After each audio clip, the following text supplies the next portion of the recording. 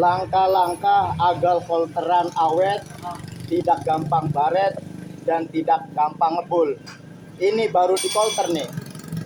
Nih keadaannya kayak gini nih. Tuh lihat. Nih baru di volter ini. Tuh pergerakannya nggak licin. Jadi kita perlicin dulu. Nih pakai alat ini. Krul. Nanti anu nek. Jadi kalau ini ingin licin, kita poles nih pakai alat bantu ini. Lihat caranya berikut ini. Surah makrol telat.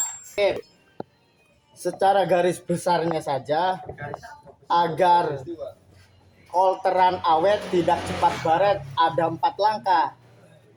Pertama yaitu nih permukaan ini dibikin kinclong seperti kaca. Caranya begini nih. Pakai ini terus pakai alat bantu. Ya jangan disebutkan dong, ntar kita promosi. Tuh, bisa pakai ini, bisa pakai kompon atau bisa pakai yang lainnya seperti batu hijau. Caranya gini nih, nggak usah lama-lama. Yang penting halus seperti kaca, paling 5 menit. Beres. Gini caranya. Olesin ke permukaan ini.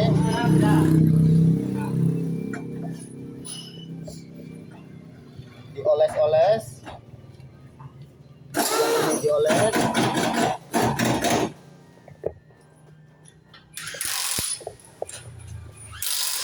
Ini alatnya murah ini. Paling 80.000. Kalau nggak ingin beli, bikin aja. Bikin aja lebih murah, paling habis 200.000. Iya, Gini caranya ya.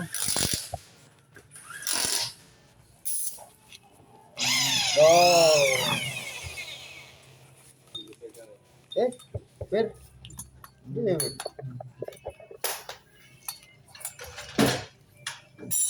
cek bos yang ini bos 3540. Terus kira-kira 5 menit sampai 10 menit atau sampai kelihatan licin seperti kaca.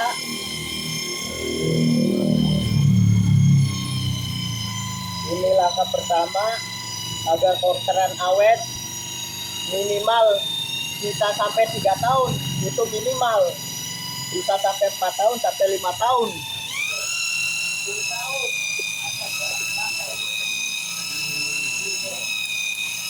Ini langkah pertama, coba kita lihat. Tuh kan, oke enggak? Tuh, seperti kaca kan? Oh, lihat. Tuh, tuh, kinclong, kelihatan enggak? Oke enggak oke? Oke. Coba kita pergerakannya tuh, nih setelah dipoles. Tuh lancar, sip, mantap. Tuh ini baru oke. Langkah pertama. Langkah kedua, kita mereformasi ring seher. Ring seher bikinan pabrik atau bawaan pabrik itu modelnya kayak gini nih. Kalau menurut gambar, ini ring kompresi. Ring pertama kayak gini, ring kedua kayak gini. Jadi yang bermasalah itu ring kedua. Ini bikin tajam, bikin blok cepet aus. Jadi ring kedua dibikin seperti ring pertama nih, kayak gini nih tuh. Jelas pilih terus. Tuh. Nih. Contoh realnya nih. Nih. Ring kedua nih, tajam tuh. Oh, sudutnya lancip ya? Ya, sudutnya lancip kayak gini nih, lancip. Tuh. Ya, kalau ring pertama halus. Dipegang Ada juga kerasa pinggulnya ya? ya. Ini tuh. Caranya gini. Pakai amplas, digesek-gesek ini. Pinggirnya aja, jangan ininya. Ininya jangan sampai kena. Tuh. Jangan sama gurinda. Entar nggak bisa mengontrol ini kalau sama gurinda. Entar bisa kemakan ini. Ini, yes.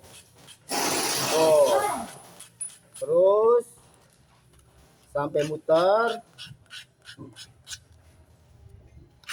sampai terasa ininya halus tuh. Pindah lagi sebelah sini. Terus kalau udah, kita tinggal dipasang di sehernya, lalu dibakar pakai oli. Oke. Oli bekas ditaruh di tempat apa aja, taruh, direbus sampai mendidih kira-kira 30 menit.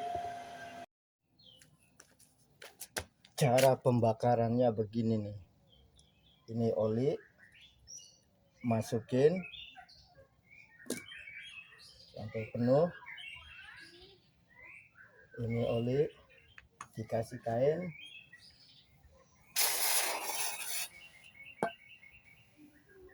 masukin ke sini, pasang. Ini pasang di sini, lalu dibakar.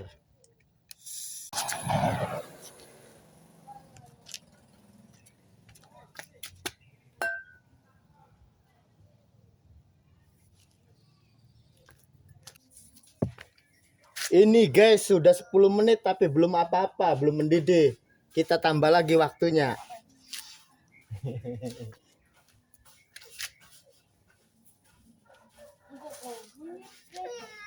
Apa sayang?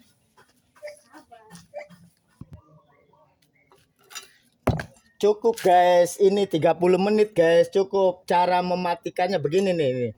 Tuh, kayak gini. Tuh, kan? Oke kan? Ya iya, oke. Jadi kita tunggu sampai dingin sendiri baru kita angkat.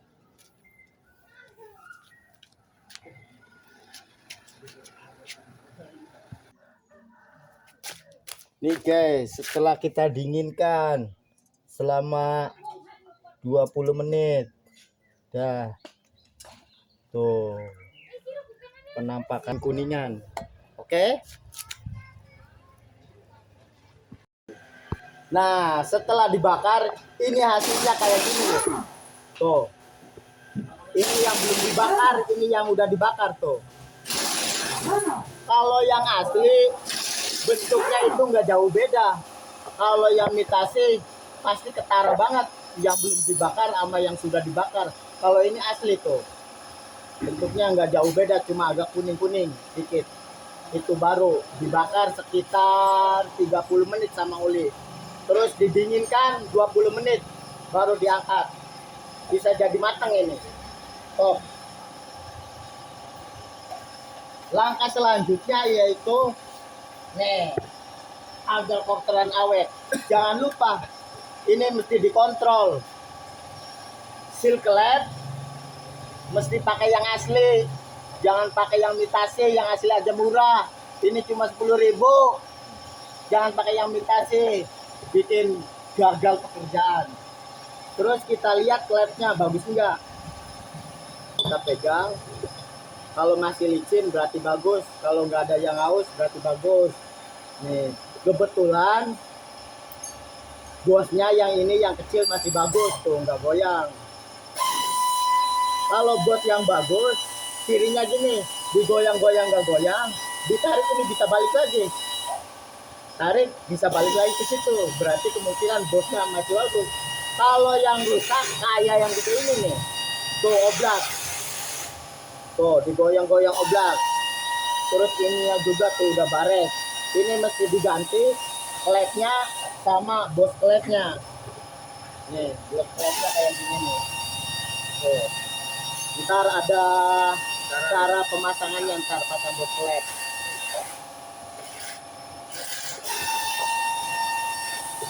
Dan yang terakhir, kalau kolteran ingin awet, jangan lupa pakai olinya yang bagus, yang asli, pergantian sesuai jadwal. Jangan di sebelah Jangan asal-asalan doang. Sip. Oke. Cara memasang bos klep tanpa ke tukang bubut. Kalau ke tukang bubut itu bayar. Kalau di sini 35, mendingan duitnya buat saya pasang sendiri. Tanpa alat khusus, ini alatnya sederhana, bikinan sendiri. Yang ini buat masangnya, yang ini buat buka. Sama jangan lupa, paluin deh, sirako. Kita kan palu ya. Ora, bener. Sama ini nih yang paling penting, jangan ketinggalan. Caranya gini. Pertama kita siapkan yang mau diganti, tinggal diketok dari sini nih. Tuh. Nah, ini caranya. Katon dulu. Katon. Kameramen fokus, kameramen.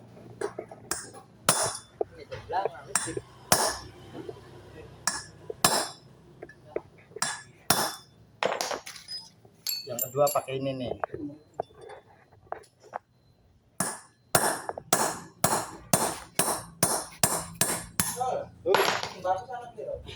Tuh. Tinggal bikin sendiri nih, dipasin di sini lubangnya. Ini dari baut 12. Oke.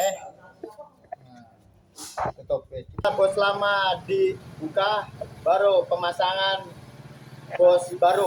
Nih caranya, ininya dipasang dulu nih kancingnya. Kalau model Genda Revo itu model bosnya kayak gini, nggak seperti Grand. Kalau Grand ada tutupnya di sini. Kalau ini modelnya begini doang.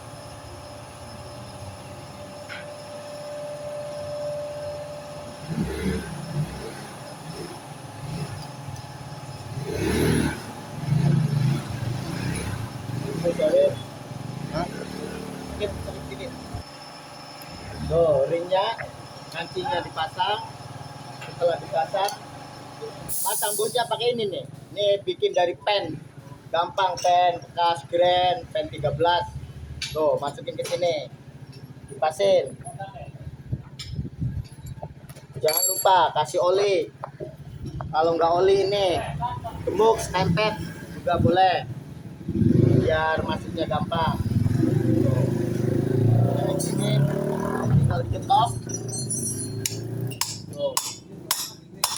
Pelan-pelan.